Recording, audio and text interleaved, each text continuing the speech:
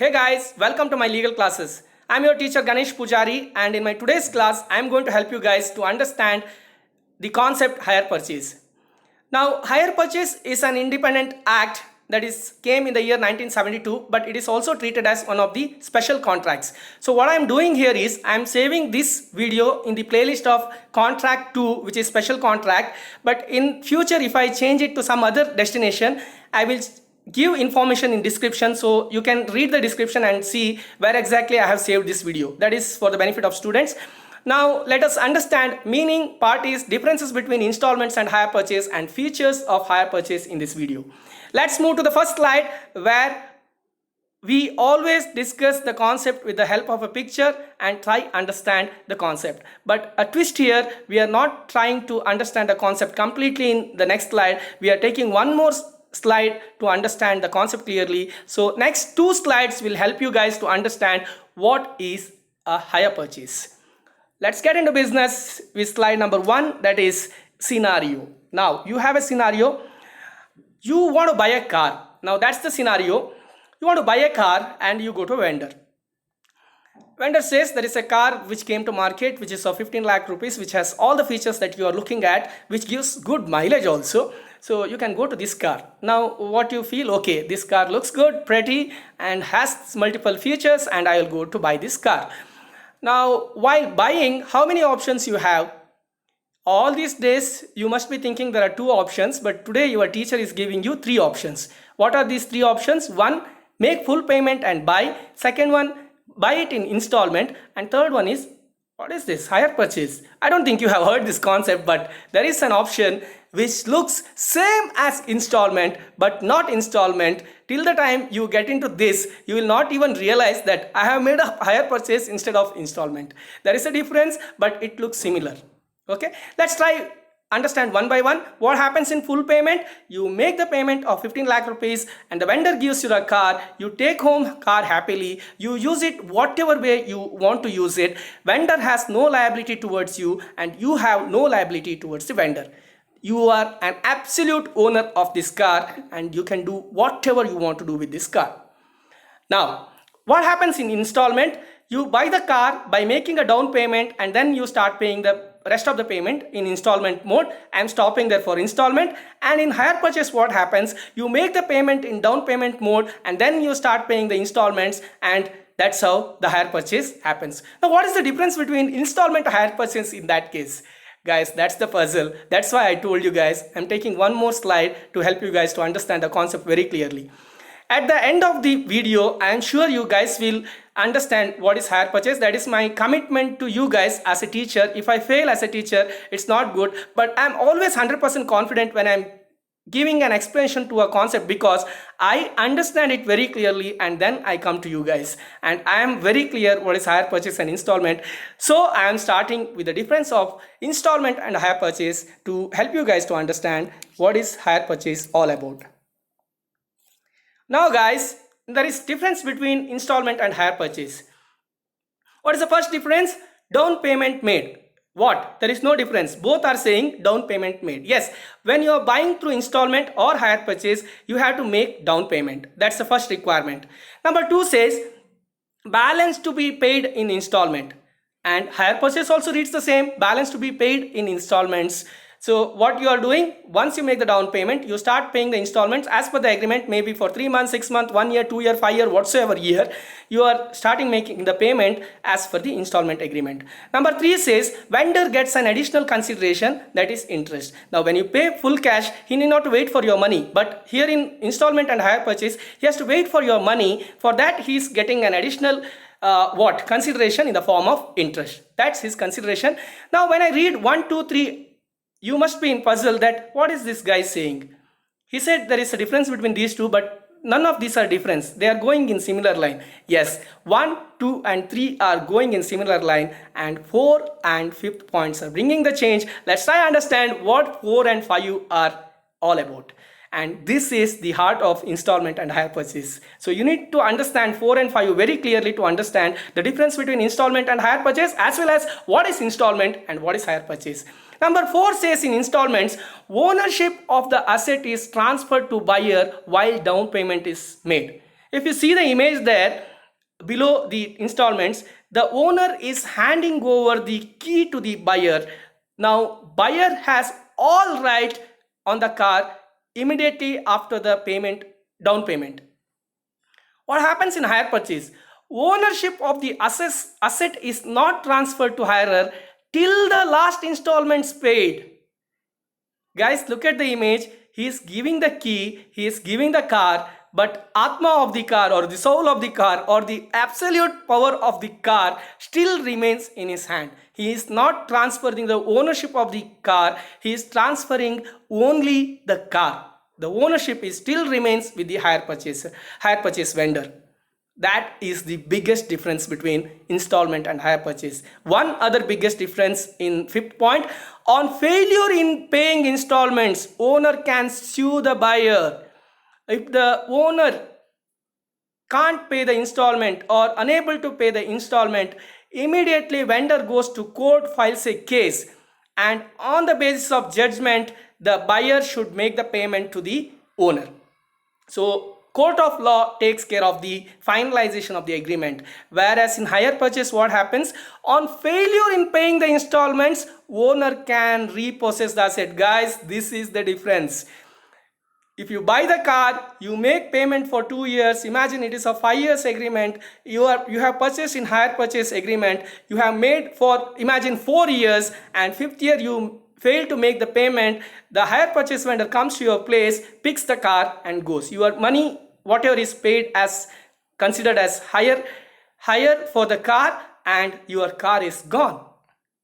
I hope it's very clear now. Both in installment and hire purchase, we have down payment made, balance to be paid in installment, and vendor gets an additional consideration in the form of interest. That remains same for both the concept. Fourth point says ownership of asset is transferred to buyer while down payment is made in installment, whereas in hire purchase, ownership of the asset is not transferred to hire till the last installment is paid. And the fifth one, on failure in paying installments, owner can sue the buyer, whereas in hire purchase, on failure in paying the installments, owner can repossess the asset. That's the concept. Next slide, I'm just reading through the meaning and parties, and the last 2 slides are interesting, the features and what you can do as a buyer, installments or hire purchase. Let's go through this interesting session. Let's go forward. The meaning says, as per the act, hire means the sum payable periodically by the hirer under a hire purchase agreement. And what is an hire purchase agreement? It means an agreement under which goods are let on hire and under which the hirer has an option to purchase them in accordance with the terms of the agreement. Take screenshot of this slide to understand, read it again and record in your mind, because this is legal language. I have given the concept very easily in my previous slides. Now, who are the parties? There are only 2 parties when it is coming to hire purchase: the hirer and the owner. Hirer means the person who obtains or has obtained possession of goods from an owner under hire purchase agreement. See, it is not saying absolute power, it is saying obtained possession of goods. Okay, only to the extent of possession of goods is given here in under hire purchase. So hirer is the one who is getting possession of goods. And who is the owner? Owner means the person who lets or has let, deliver or has delivered possession of goods. Guys, he has not transferred the absolute power on the goods. He is just giving or delivering the possession of goods to a hirer under a hire purchase agreement. Now, the next slide, I am going through the features of the hire purchase, and last one slide is exercise for us that what is good, hire purchase or installments. I am excited to share these 2 slides. Now let's understand features of hire purchase. Possession of goods is delivered by the owner of hire purchaser. Owner to a hire purchaser. Now what happens when he buys the car? When he comes and buys the car, you are giving the possession of car. That is, possession of goods is delivered. Okay, that is number 1 feature.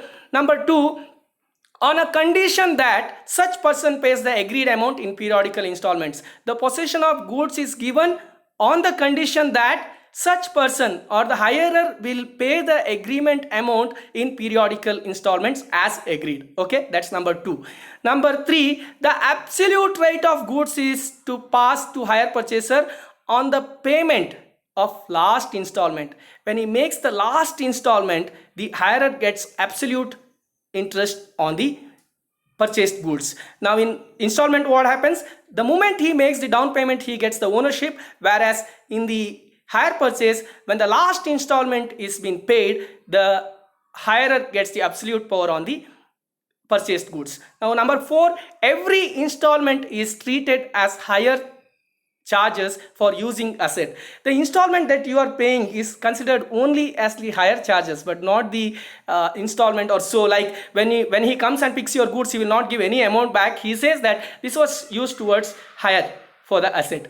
Now the 5th one is hire purchase can use the asset right after making the agreement with the hire vendor. Now the usage of property or asset is completely given. The word asset is the right word here. The usage of goods is absolutely available, but he doesn't have absolute ownership. That is the point you need to keep in your mind. The hire vendor has the right to repossess the asset in case of difficulties in obtaining the payment of installment. If a hire vendor fails to make the payment, the hire vendor has absolute power to repossess the asset. That's it. That's the features of hire purchase. Now guys, imagine you want to open a store and you are given an option that you want to sell in hire purchase mode or installment mode. Now imagine you are opening a TV shop and there are multiple TVs of different cost, and a person comes to your shop and asks for a TV, and you say him, okay, you buy in hire purchase mode, and he buys in hire purchase mode. It is of 1 lakh rupees TV, and he makes the payment of 10,000 rupees, and another 3-4 months he makes 10,000 rupees, but after 50,000 he stops making payment. In hire purchase, you have absolute power of going to his home and pick the TV back to your store. Okay, it's very easy in hire purchase. So when I'm giving this example, you might be thinking that this is one of the best options to start a store. So when I open a store, I will start giving things in hire purchase mode only. Guys, on the other hand, imagine the owner has bought the TV, he had made down payment and 2-3 payments. After 2-3 payments, he stops making the payment, and you go to his home to pick the TV, but the TV is completely spoiled. What will you do now? You cannot go to court of law, because this is hire purchase agreement where you can only pick to the extent of the asset. Now what are you thinking? You'll go to installments, right? No, it's also not easy, because in installment, what happens when you give something in installments, if the buyer is not making the payment, you are going to court. And do you think court is waiting for your case? No, there are a hell lot of cases pending in the court, and your case is going to take a hell lot of years. Now what will you do? Am I confusing you? If yes, yeah, I wanted to confuse you guys. Okay, don't worry. Let's try and understand what is good, whether a hire purchase module or an installment module, in my next slide.